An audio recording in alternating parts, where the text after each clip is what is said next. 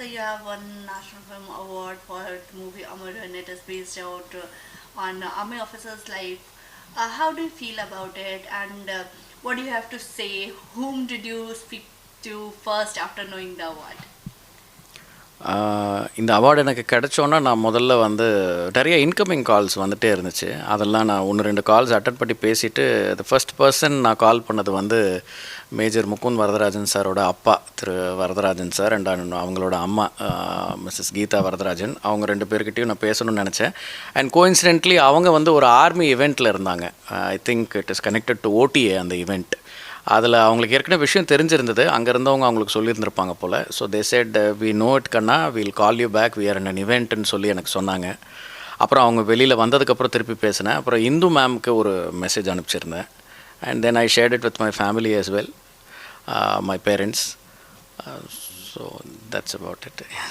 So, do you think what key factors helped in this in this journey? And plus, you have won two titles for this movie, the critical and the commercial. So, Yeah,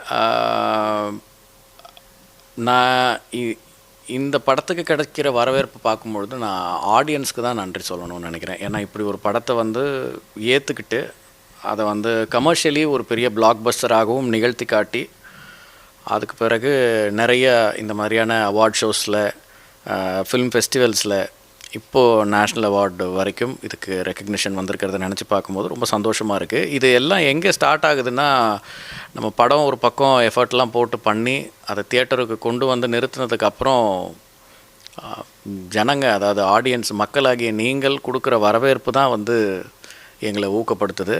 அதுதான் இந்த மாதிரி விருதுகளாகவும் மாறுதுன்னு நான் நினைக்கிறேன்.